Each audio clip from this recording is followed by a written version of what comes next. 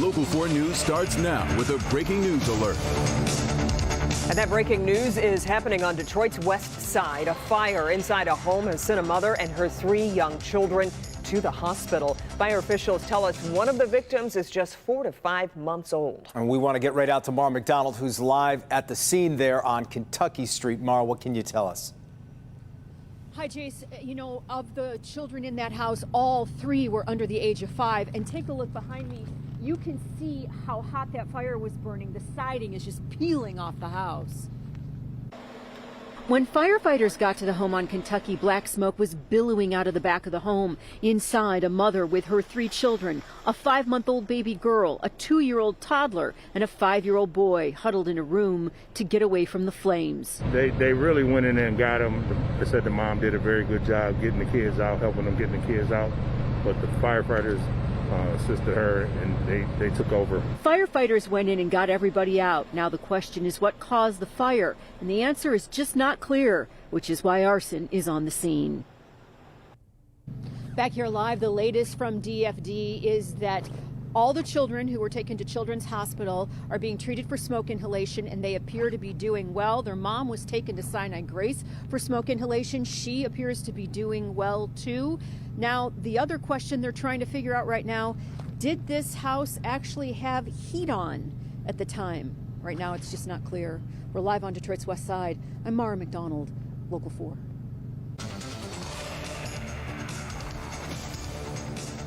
And this is Tim Pamplin up in St. Clair County along I-94, completely shut down on the eastbound lanes after a very serious collision. It happened under the Meldrum Street Bridge here on eastbound I-94. I'm hearing there is at least 1 fatality. The body is being removed right now, but there are some very, very serious injuries. I'm hearing this has been a very serious accident. Might have been a head-on collision along I-94. We're working the scene. We'll have much more for you coming up as the information becomes available.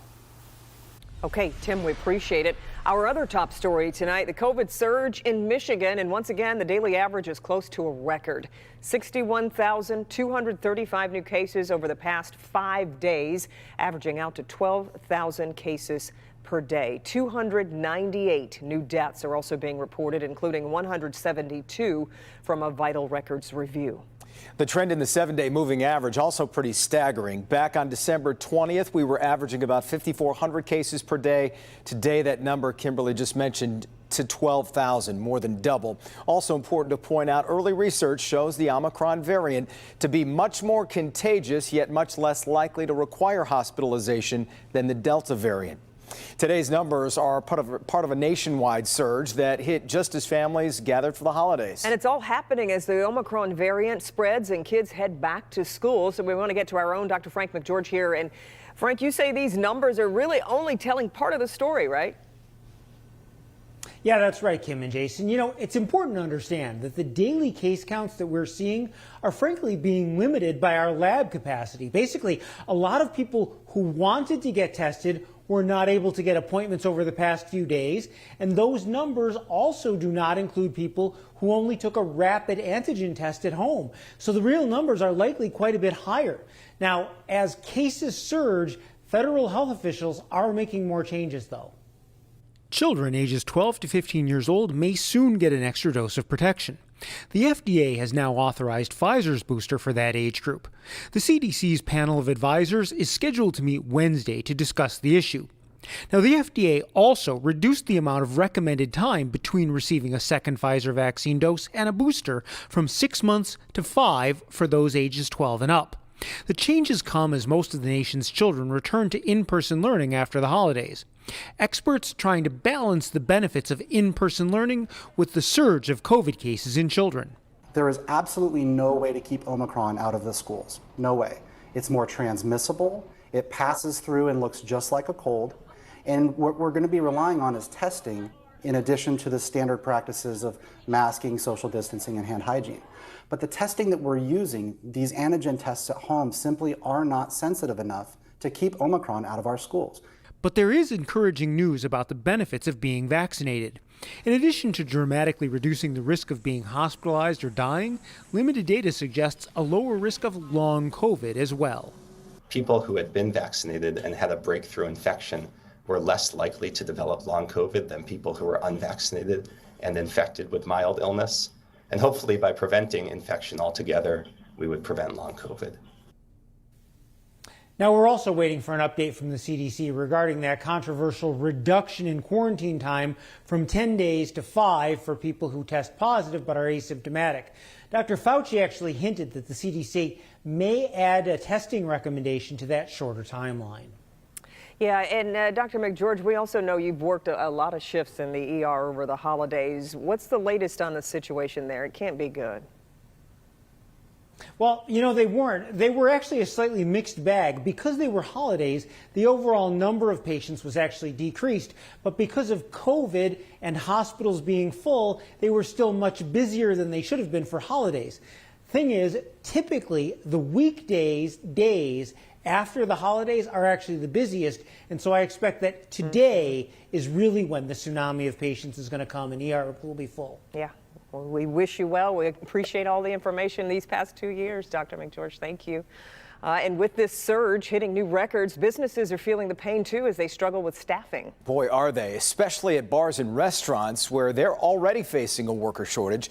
We want to get out to Sean Lay, who's checking with businesses today to see how they're even able to manage to open their doors at this point, Sean. Well, some, Jason and Kimberly, did not open their doors even on New Year's Eve. Such a staffing shortage today. Some McDonald's locations adding a help wanted note, serving it up with the food. And here's the reason why. I don't think there's any question that the hospitality, leisure and hospitality, took the biggest beating in terms of being able to retain people who they had prior to the pandemic. It's going on 1 year since Jim Brady's in Royal Oak and Ann Arbor have been able to open for lunch. People who couldn't work when businesses closed during COVID shutdowns simply have not come back. And I think that there was a change in mentality with a lot of these people when they had that chunk of time that broke the reality that they knew, where it was just like, this is what we do, right? You just kind of get into a routine of what you do. I think it completely changed that. And I think a good chunk of people went to another line of work that were in leisure and hospitality. You see it and feel it all across Metro Detroit. Over the money-making holidays, some bars and restaurants could not open because they simply didn't have the staff, even on New Year's Eve. Others only have enough people to open for dinner. Hospitals, healthcare, you name the industry, there continues to be a shortage of staffers. Tom Brady, he doesn't want to overwork the staff that he does have. I think we're going to get to that point. We get through spring, summer, fall again, where everybody's not cooped up inside. And the number of people that have either been infected, been vaccinated is just going to be to the point where hopefully, I think what they call it is endemic, to where it's around, but we can work through this. Back here live, when will that endemic hit, though? That's what a lot of people are looking at, and also doing some digging deeper, I should say, on this. A couple of reasons why a lot of staff members say they're not going to go back and haven't gone back. One is because of COVID concerns, again, because of the Omicron variant, and also how they were treated by customers over mask rules. Jason, Kimberly? Yeah, good point, Sean.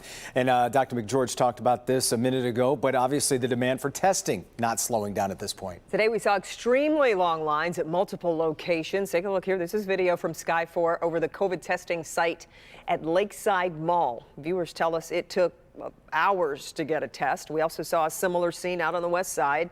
This is at the Millennium Center at Northwestern Highway in 14 Miles. So if you need to get tested, plan on it taking plenty of extra time. And if you're looking to get one of those tests, the folks at clickondetroit.com have compiled a complete list of testing sites all across Metro Detroit. You can find a link to that right on the homepage of our website. In other news here at 5, from the onset, experts said the battle over redrawing Michigan's political maps would end up in court. Today, that became a reality. A group of state lawmakers are set to sue the Independent Redistricting Commission, saying it violated the Voting Rights Act. Grant Herms is live tonight. Grant, this is just one of several lawsuits expected here. Yeah, this is the first of what we do expect to be several lawsuits against these new district maps as the clock is ticking down to the midterms this year. In a press conference today, current and former Democratic leaders in Detroit announcing a new lawsuit against the state's new political districts. Our rights have been under attack. We need to have people who look like us, represent us. The lawsuit is alleging the new maps dilute the power of minority voters by splitting communities of color and grouping communities with different interests together. The new maps also get rid of majority-minority districts in the state House and Senate. According to the Federal Voting Rights Act, states are required to have majority-minority districts. So far, the Democrats in Detroit are filing this suit alone and had stern words for the state's Democratic Party to get behind black voters. We're not just your workhorses. We are the leaders that you need to take our party forward. The lawsuit is calling for an immediate halt to the new districts to have them redrawn, but time is running out. These new maps took months to decide, and with midterms this year, starting over may be an unlikely option. Detroit Democrats say that isn't a problem. There are people that can draw maps today, that includes the right partisan fairness and demographic for African Americans to not be their vote to be diluted. Now, like we said, we did expect something in these lawsuits to be filed or announced like they were today. They haven't officially been filed just yet, but especially after the state's Civil Rights Office told the commission that these new maps didn't meet federal standards. Now, in a statement today, a spokesperson for the commission told me, "We believe in the advice of our Voting Rights Act legal counsel and that we comply with the Voting Rights Act." Kimberly? Well, Grant, what about some of the other lawsuits we're expecting? We expect them from one of the two major parties, or even both of them. Today, the Democratic Party didn't commit to filing their own lawsuit or signing on to this one, but the party chair did say in a statement that she did not want to see diversity of Michigan's lawmakers diminished, saying the party is committed to fighting to ensure fair representation. Now, on the other side of the aisle, Michigan Republicans, when these maps were announced, said they would defend voices that were silenced. But over the holiday weekend, the party co-chair called these new maps a win-win, so some mixed messages there. What happens next? We'll just have to wait and see. Back to you. We know you'll stay on it. Grant, we appreciate it.